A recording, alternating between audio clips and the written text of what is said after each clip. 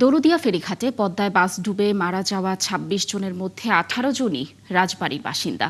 তাদের বেশিরভাগই নারী ও শিশু।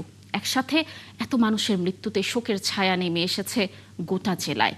এদিকে দুর্ঘটনায় পড়া বাসটির চালক আরমান খানের মরদেহ হস্তান্তর করা হয়েছে পরিবারের কাছে।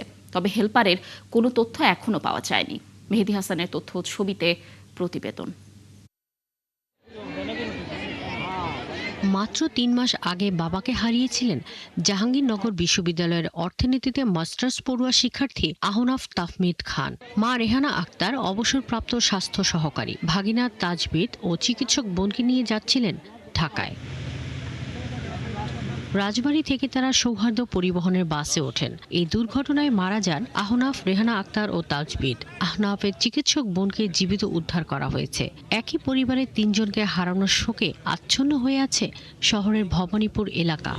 এই ঈদেও একসাথে আম্মু দাওয়াত দিয়েছে, আমরা একসাথে পায়েস খেয়েছি, সিমাই খেয়েছি, একসাথে বসে কত আড্ডা মারছি। খুবই হাস্যজ্জ্বল একটি মুখ ছিল, সবার পরিচিত, রাজবাড়ির সবার ভালোবাসার একজন মানুষ ছিল। তার এভাবে আকস্মিক মৃত্যুটা মেনে নেওয়া যায় না। খুবই মেধাবী এবং বড় একজন অর্থনীতিবিদ হতে পারতো সারা বাংলাদেশের মধ্যে, এবং ওর সেই স্বপ্নটা ছিল। গত পরশু দিনও বলতেছিল ও আসলে ফেমাস হতে চায়। ফেমাসটা যে এইভাবে হবে এটা আসলে আমরা চিন্তাও করতে পারিনি। এলাকাবাসীদের অভিযোগ, ঈদের সময় ঘটে নানান অনিয়ম এবং অনিয়মের প্রভাবে দুর্ঘটনার নতুন কিছু নয়। এত দুর্ঘটনার পরেও যাত্রীদের নিরাপত্তায় কঠোর হয় না প্রশাসন।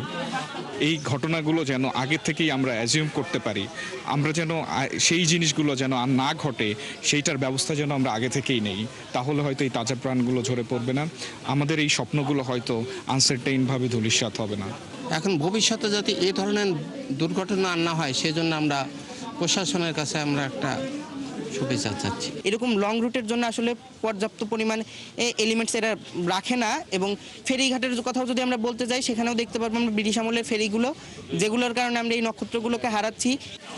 জেলা প্রশাসক বলছেন, এরই মধ্যে দুর্ঘটনার কারণ অনুসন্ধানে 2টি তদন্ত কমিটি গঠন করা হয়েছে। 3 কার্য দিবসের মধ্যে প্রতিবেদন জমা দিতে বলা হয়েছে।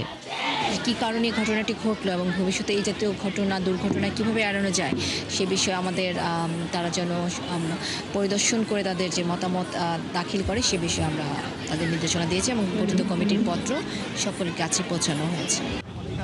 জেলা প্রশাসনের তথ্য মতে নিহত ২৬ জনের মধ্যে ১২ জন নারী, ৬ জন পুরুষ ও ৮ জন শিশু। প্রত্যেকেরই পরিচয় পাওয়া গেছে। এদের মধ্যে 4 জন কুষ্টিয়ার, 1 জন ঝিনাইদহের, 1 জন গোপালগঞ্জের, 1 জন আশুলিয়ার, 1 জন দিনাজপুরের ও বাকি 18 জনই রাজপুরের বাসিন্দা।